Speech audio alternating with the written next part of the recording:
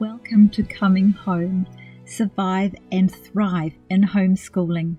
Recently, in response to wanting to know about ideas to podcast, I was asked about motivating teenagers. We've done teenage 5 times. Whilst it surely doesn't make me an expert, I can offer our experiences and things we've heard from other families and resources. Why is she unmotivated? Is it boredom? Tiredness? Is she unsure of the future or being bloody-minded, checking if boundaries still exist? Is it looking like she's having a bad day that didn't end and now it's more often than not? Since this has come as a question, I'm assuming it's more than a phase. You can see something. What is it? Has there been a sudden change that is unusual to you?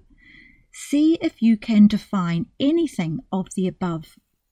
More than likely, it's a combination of possibilities rather than an easy fix. Humans of any age are too complex for an easy fix.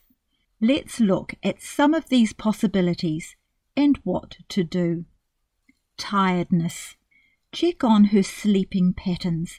She needs a good night's sleep. Teens go through times of growth, making them hungry and tired. Where is the cell phone at night? It's not a good idea to go to bed with it. I'll come back to this. Could there be a level of depression? Go back to my podcast number 50. Any level of depression is hard to navigate as we know ourselves. Feeling blue, down, or a bit flat can be helped by a few actions. For a young woman, fluctuating hormones can be unsettling with the new emotions experienced. Serious depression is something else. Listen to this podcast if any depression needs consideration. Perhaps it's part of growing up, leaving the blessed innocence of childhood behind and seeing the adult world can be daunting. And now, some practical ideas. Include her in planning her bookwork and subjects. If she has contributed to mapping out what work needs to be done, it brings purpose to it. I suggest you do this before the end of the year so as not only to end on a purposeful point, but mitigate any sense of purposelessness or dread for next year. Sit down and talk with her, being sure to really listen to what she's saying. Be sure you have privacy without younger siblings or others around. Maybe go out so you can be alone together. What does she want to do after school is finished? Start at the end point and work your way back to where you are now. If she can see a purpose in her bookwork, it's likely to help. What does she need to complete before applying for tertiary education or finishing formal bookwork?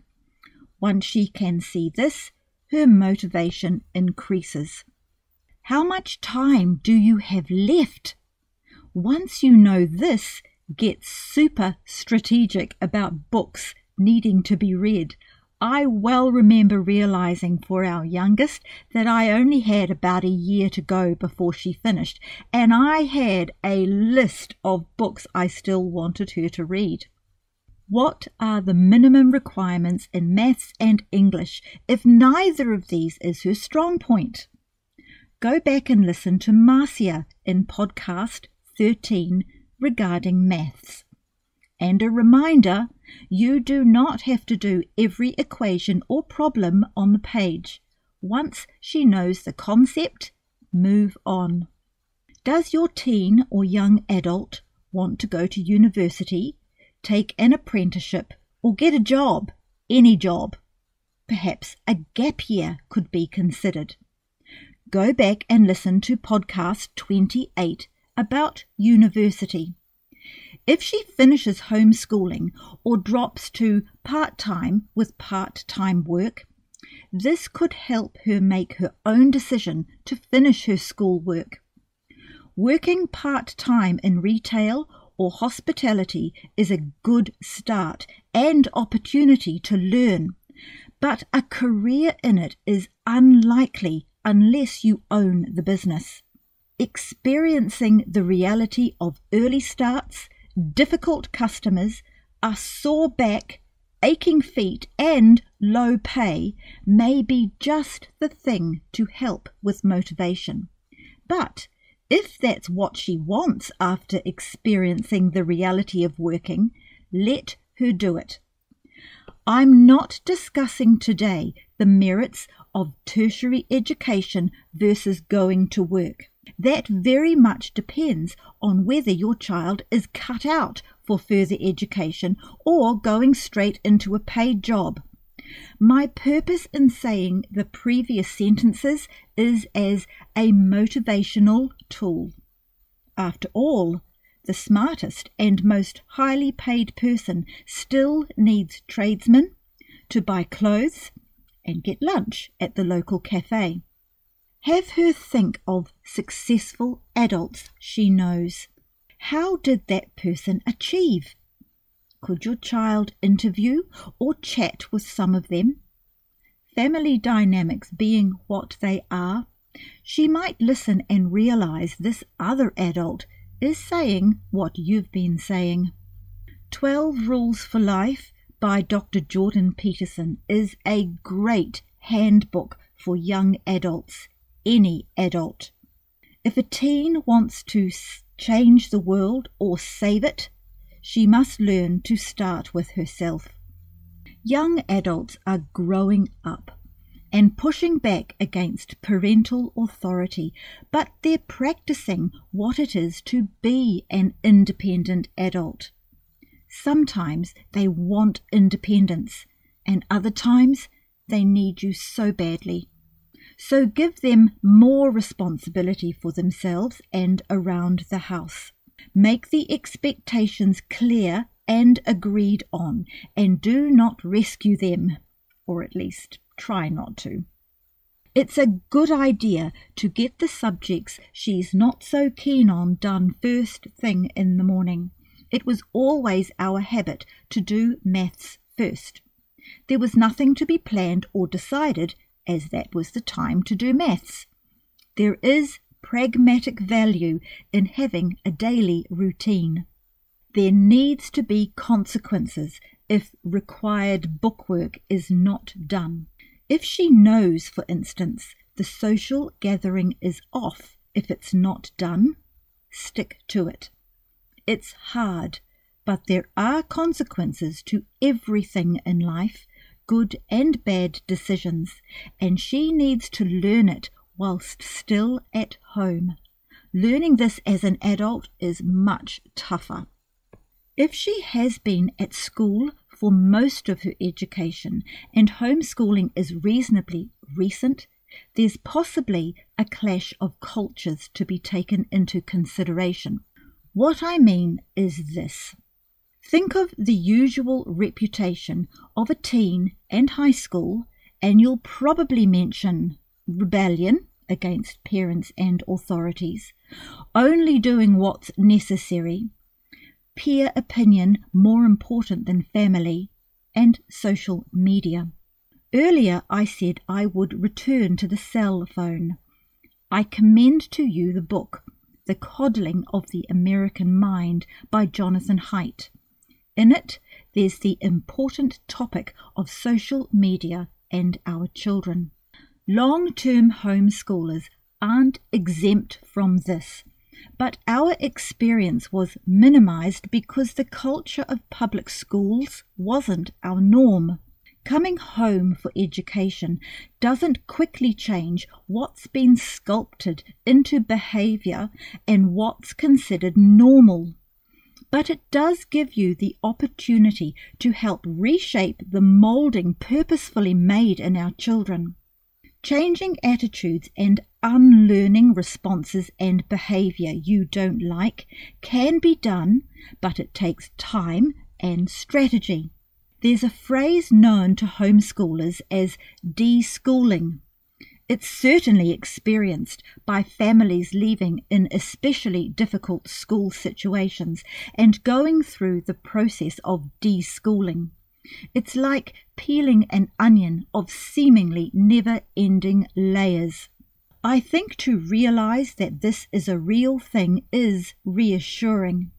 That is, the culture of the school and the why of much of public and private education is purposeful with the result society is looking for. Reassuring because to know something of what the problem is, you can then do something about it. More than ever, we are seeing and living in a time where society is doing as they're told. Once you understand this has been the goal of education for decades, we can also understand the thinking of young people in the education system. They're used to being told what to read and learn and what to think. Helping your children, no matter what their age, to learn how to think and not what to think may be the greatest gift you can give them and the world they live in. Make thinking and asking why and then why again a skill that must be learned. If this ability is not evidenced in your now homeschooled child, it's because it's latent, an unused muscle, if you like. Fortunately, thinking muscles and habits are built and strengthened, and it never ends. Using the metaphor of keeping fit and losing muscle mass is an appropriate one. Knowing how to assess and think about not only her future plans but what's going on around her now has the potential to motivate her more than you know. But you want to be the one to initiate that. If you don't, someone else will, and it's likely they will have a different worldview than you. Being at home means you can be with them more. They're not too old to be read to. Not only is this time together, but another opportunity to discuss the book and reflections on life. Books such as To Kill a Mockingbird, Pride and Prejudice, 1984, and Mere Christianity are just a few examples of books to be enjoyed together with a lot to talk about. There is so much more that could be said about motivating our young adults.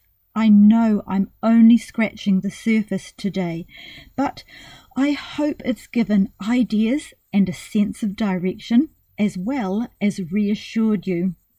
There are many of us who have walked this path and can cheer you on. I've got links to the books I've recommended below, and if you need homeschool coaching, please contact me on my website cominghomeinfo.com. If you've found this podcast helpful, please share it with those you know would benefit too.